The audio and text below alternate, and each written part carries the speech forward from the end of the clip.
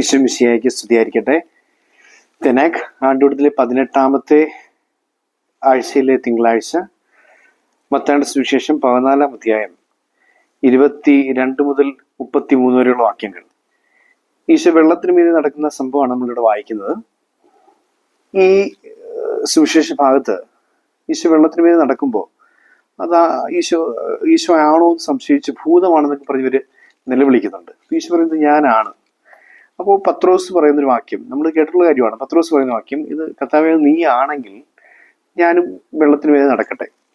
ഇങ്ങനെ ജലത്തിന് മീതെ നടക്കുവാനാണെങ്കിൽ ആയിട്ടുള്ളൊരു, അപ്പോൾ അതൊരു കർത്താവ് നടക്കുമ്പോൾ കൂടെ നടക്കാൻ പറ്റും, തിരകൾക്ക് മീതെ നടക്കാൻ പറ്റും എന്നുള്ളൊരു ഉറപ്പാണ് പത്രോസിനുള്ളത്. അത് വിശ്വാസമാണ്.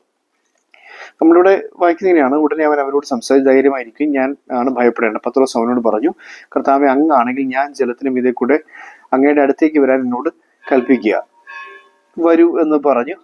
നമുക്ക് സംഭവം അറിയാം. പക്ഷെ പത്രോസ് ജലത്തിൽ മുങ്ങിത്താഴാൻ തുടങ്ങുന്നു എന്നുള്ളതാണ്. കാറ്റ് ശക്തമാകുന്നത് കണ്ട് അവൻ ഭയന്നു, എന്നിട്ട് വെള്ളത്തിൽ മുങ്ങിത്താഴാൻ തുടങ്ങുന്നു. ഇങ്ങനെയാണ് പറയുന്നത്, കാറ്റ് ശക്തമാകുന്നത് കണ്ട് ഭയന്ന് വെള്ളത്തിൽ മുങ്ങിത്താഴാൻ തുടങ്ങുന്നു.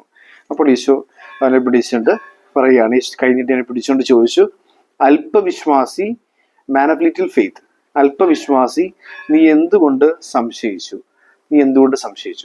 ഈ സംശയിക്കുന്ന ആള് എന്ന് നമ്മൾ എപ്പോഴും ചിന്തിക്കുന്നത് തോമാസ് ലീഹയാണ്. തോമാസ് ലീഹ ആണ് സംശയാലു നമ്മൾ എപ്പോഴും പറയുന്നത്. അപ്പൊ തോമാസ് ലീഹ ഈശോ പറയുന്നത് എന്താണ്? അത് യോഹന്നാന്റെ സുവിശേഷം 20-ാം അധ്യായം 27-ാം വാക്യത്തിൽ നമ്മൾ വായിക്കുന്നുണ്ട്, അവിശ്വാസിയാകാതെ വിശ്വാസിയാകുക, അങ്ങനെയാണ് തോമസ് ലീഹ ഈശോ പറയുന്നത്. അവിടെ ഈശോ അവിശ്വാസി, ഡിസ്ബിലീഫ് എന്നുള്ള രീതിയിലാണ് അവിശ്വാസി, മാൻ ഓഫ് ഡിസ്ബിലീഫ്. പക്ഷെ ഇവിടെ മാൻ ഓഫ് ലിറ്റിൽ ഫെയ്ത്ത് എന്നാണ് പറയുന്നത്.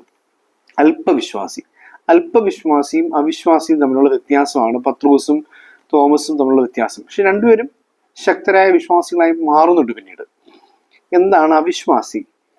അതായത് ദൈവമുണ്ടോ എന്ന് സംശയിക്കുകയും ദൈവത്തിന് ഒരു തെളിവ്, ദൈവം ഉണ്ട് എന്നതിനൊരു തെളിവ് ആവശ്യപ്പെടുകയും ഒക്കെ ചെയ്ത് മുന്നോട്ട് പോകുമ്പോൾ അവിശ്വാസിയാണ്. ഒരു നിരീശ്വരവാദി പോലെ, അല്ലെങ്കിൽ ദൈവത്തിൽ പൂർണ്ണമായി വിശ്വാസം ഇല്ലാത്ത ഒരാളാണ് തോമസ് ലീഹ. ചില നേരങ്ങളെങ്കിലും നമ്മൾ ചില പ്രശ്നങ്ങളിലൂടെ കടന്നു പോകുമ്പോൾ അങ്ങനെ ചിന്തിക്കാറുണ്ട്. എന്നാൽ എന്താണ് അല്പവിശ്വാസി എന്ന് പറയുന്നത്? പത്രോസിന്റെ ഈ പ്രശ്നം നമ്മൾ വായിക്കുമ്പോൾ വ്യക്തമായിട്ടും പറയുന്നുണ്ട്, കാറ്റ് ആഞ്ഞടിച്ചപ്പോൾ അത് കണ്ട് ഭയന്നിട്ട് മുങ്ങിത്താണ് പോകുന്ന പത്രോസിനെ നോക്കി വേണ്ടാണ് ഈശോ പറയുന്നത് അല്പവിശ്വാസി. അതായത് നിനക്ക് വിശ്വാസമുണ്ട്, നിനക്ക് പ്രാർത്ഥനയുണ്ട്, നിനക്ക് ഭക്തിയുണ്ട്, നിനക്ക് എൻ്റെ കൂടെ നടക്കാൻ ആഗ്രഹമുണ്ട്, നീ എൻ്റെ കൂടെ നടക്കാൻ തുടങ്ങുകയും ചെയ്തു. പക്ഷേ നിന്റെ പ്രശ്നങ്ങൾ നിന്നെ നോക്കി ഗർജിക്കുമ്പോൾ നീ എന്നെ നോക്കാതെ ആ പ്രശ്നത്തെ നോക്കി ഭയപ്പെട്ട് മുങ്ങിത്താഴുക. ഞാൻ വർഷങ്ങൾക്ക് മുമ്പ് നമ്മുടെ ഈ SMS ഒക്കെ ഉപയോഗിച്ചിരുന്ന കാലഘട്ടം, വാട്സാപ്പ് മെസ്സേജ് SMS ഒക്കെ ഉപയോഗിച്ചിരുന്ന കാലഘട്ടത്തിൽ ഈ GC ബൾക്ക് SMSകളൊക്കെ ഇങ്ങനെ വരുമല്ലോ. അങ്ങനെ വന്നൊരു പ്രെയർ റിലേറ്റഡ് ആയിട്ടുള്ള ഒരു SMS വർക്കാണ്. അത് ഇംഗ്ലീഷിലായിരുന്നു. മലയാളത്തിൽ ഇങ്ങനെയാണ് അതിൻ്റെ അർത്ഥം: ഇനി മുതൽ നിനക്ക് പ്രശ്നങ്ങൾ ഉണ്ടാകുമ്പോൾ ദൈവമേ എനിക്കൊരുപാട് പ്രശ്നങ്ങളുണ്ട് എന്ന് പറയാൻ വരട്ടെ, നീ പകരം ഇങ്ങനെ പറയുക, പ്രശ്നങ്ങളിൽ എനിക്ക് ശക്തനായ ഒരു ദൈവമുണ്ട്. പിന്നെ എന്താണ് ഈ വരികൾ തമ്മിലുള്ള വ്യത്യാസം? ഒന്നാമത്തെ വരിയുടെ പ്രശ്നം എന്ന് പറഞ്ഞു കഴിഞ്ഞാൽ, നമ്മൾ പ്രശ്നത്തെ നോക്കിക്കൊണ്ട് അല്ലെങ്കിൽ ഈ ദൈവത്തെ നോക്കിക്കൊണ്ട് പറയുകയാണ്, എനിക്ക് ഒരുപാട് പ്രശ്നങ്ങളുണ്ട്, അപ്പൊ ഞാൻ പ്രശ്നങ്ങളുടെ കൂടെ നിൽക്കുക, ദൈവത്തിന്റെ കൂടെ അല്ല. അല്പവിശ്വാസിയാണ്. അപ്പൊ പൂർണ്ണ വിശ്വാസത്തിലേക്ക് ഇരുന്ന ഒരാൾ പറയുകയാണ്, പ്രശ്നങ്ങൾ എതിർ ദിശയിൽ നിർത്തിയിട്ട് ഞാൻ ദൈവത്തിനോടൊപ്പം നിന്നിട്ട്, അല്ലെങ്കിൽ ദൈവം എൻ്റെ കൂടെ ഉണ്ട് എന്ന ബോധ്യത്തിൽ നിന്നുകൊണ്ട് പറയുകയാണ്, പ്രശ്നങ്ങളെ എനിക്ക് ശക്തനായ ഒരു ദൈവമുണ്ട്, ഞാൻ ദൈവത്തിൻ്റെ കൂടെ, ദൈവം എൻ്റെ കൂടെ. ഇതൊരു നിലപാടാണ്, ഇതൊരു ബോധ്യമാണ്. ഇതാണ് വിശ്വാസം, ഇതാണ് പൂർണ്ണ വിശ്വാസം. പത്രോസിന്റെ അല്പവിശ്വാസത്തിൽ നിന്നും പൂർണ്ണ വിശ്വാസത്തിലേക്കുള്ള വളർച്ച എന്ന് പറയുന്നത് ഇതാണ്. നമ്മളും നമ്മുടെ ജീവിത സാഹചര്യങ്ങളിൽ, ഇപ്പൊ പറഞ്ഞുകൊണ്ടിരിക്കുന്ന ഞാനാണെങ്കിൽ പോലും നമ്മുടെ ജീവിത സാഹചര്യങ്ങളിൽ അതിശക്തമായ രീതിയിലുള്ള ചില പ്രശ്നങ്ങളോ പ്രതിസന്ധികളോ ഒക്കെ വന്നിങ്ങനെ മുമ്പിൽ നിൽക്കുമ്പോൾ നമ്മൾ പറയും, കർത്താവേ കുറെ പ്രശ്നങ്ങളുടെ നടുവിലാണല്ലോ ഞാൻ എന്നൊക്കെ നമ്മൾ പ്രാർത്ഥിക്കും. പക്ഷെ എത്ര പേർക്കുണ്ട് ഉറച്ച ബോധ്യത്തോടും വിശ്വാസത്തോടും കൂടി, ഉറപ്പോടുകൂടി പറയാനായിട്ട്, പ്രശ്നങ്ങളെ നീ എന്നെ നോക്കി ഗർജിക്കണ്ട, നീ എന്നെ നോക്കി പല്ലിളിക്കണ്ട, എനിക്ക് ശക്തനായ ഒരു ദൈവമുണ്ട്, ഞാൻ ശക്തനായ ദൈവത്തിന്റെ കൂടെയാണ്, അല്ലെങ്കിൽ ദൈവം എൻ്റെ കൂടെയാണ്. ദൈവം എൻ്റെ പക്ഷത്തെങ്കിൽ ആര് എനിക്കിത് എതിർ നിൽക്കുമെന്ന് റോമാക്കാർക്ക് ലേഖനത്തിലെ വാക്യം നമുക്ക് ഓർക്കാം. അപ്പൊ ഇതാണ് ആവശ്യമെന്ന് ഈശോ പത്രോസിനോട് പറയുകയാണ്. അല്പവിശ്വാസി, നീ എന്തിനു സംശയിച്ചു?